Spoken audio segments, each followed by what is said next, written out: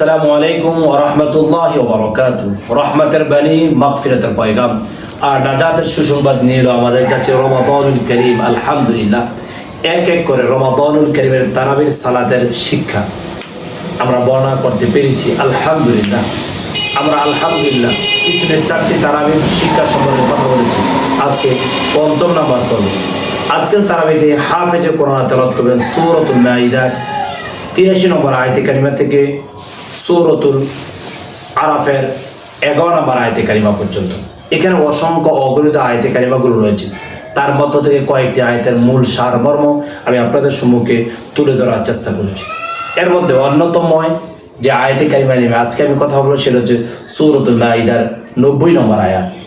সূরাতুল মাইদার 90 নম্বর আয়াতে কারিমাতে আল্লাহ তাআলা বলছেন, পৃথিবীর কোনো মানুষ যদি 4টি কাজকে যদি ছেড়ে দেয়, আল্লাহ তাআলা তাদেরকে সফল করে দেবেন। সুবহানাল্লাহ, বড় চমৎকারময় কথা। আল্লাহ তাআলা বলেন, ইয়া আইয়ুহাল্লাযীনা আমানু ইন্নামাল খামরু ওয়াল মাইসিরু ওয়াল আনসাবু ওয়াল আজলামু রিজসুম মিন আমালিশ শাইতান ফাজতানিবুহু লাআল্লাকুম তুফলিহুন। সুবহানাল্লাহ। মদ, জুয়া, প্রতিমা পূজা, ভাগ্য নির্ধারক তীর, এই 4টি জিনিস যদি ছেড়ে দেয়, আল্লাহ তাআলা তাদেরকে সফল বানিয়ে দেবেন। এগুলো হচ্ছে আল্লাহ তাআলা বলেন ফাজতানিবুহু রিজসুম মিন আমালিশ শাইতান, শয়তানের কাজ। অন্যথায় আল্লাহ তাআলা বলেন ওয়ালা তাত্তাবিউ খুতুওয়াতিশ শাইতান, তোমরা শয়তানের পদাঙ্ক অনুকরণ করো না। আর এই আয়াতের মধ্যে আল্লাহ তাআলা বলেন এই 4টি কাজ হচ্ছে শয়তানের কাজ। তাহলে আসুন না, যদি সফল হতে চাই এই 4টি কাজ থেকে আমরা নিজেকে দূরে সরানোর চেষ্টা করি। তারপর আল্লাহ সুবহানাহু ওয়া তাআলা হযরত ঈসা রূহুল্লাহকে আল্লাহ তাআলা কি নিয়ামত দান করেছেন, কি সম্মান দিয়েছেন, কি দান করেছেন, সেগুলো আল্লাহ সুবহানাহু ওয়া তাআলা খুব সুন্দরভাবে বর্ণনা করেছেন। আল্লাহ সুবহানাহু ওয়া তাআলা এই আয়াতে কারিমাগুলোর মধ্যে সুন্দরভাবে সুশৃঙ্খলভাবে আল্লাহ তাআলা তুলে ধরেছেন এই কথাগুলো থেকে আমরা অসংখ্য অগণিত বিষয় শিখতে পেরেছি। তারপর আল্লাহ সুবহানাহু ওয়া তাআলা কোরআনুল কারীম সূরাতুল আনআমের 103 নম্বর আয়াতের মধ্যে বড় চমৎকারভাবে বলেছেন, যালিকুমুল্লাহু রাব্বুকুম লা ইলাহা ইল্লা হুয়া খালিকু কুল্লি শাইইন ফা'বুদুহু ওয়া হুয়া আলা কুল্লি শাইইন ওয়াকিল। তিনি তেমন রব, তিনি তো সেই রব।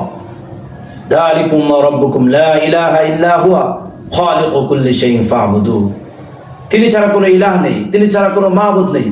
লা তুদরিকুহুল আবসার ওয়া হুয়া ইউদরিকুল আবসার, পৃথিবীর কোনো চক্ষু মহান রবকে দেখতে পারে না, কিন্তু মহান রব সকল প্রাণীকে দেখেন। সুবহানাল্লাহ, সুবহানাল্লাহ, সুবহানাল্লাহ। এই কথাগুলো আল্লাহ তাআলা ধীরে ধীরে তুলে ধরেছেন। এই বর্ণনাগুলো আজকের তারাবি থেকে আমরা শিক্ষা গ্রহণ করতে পারি।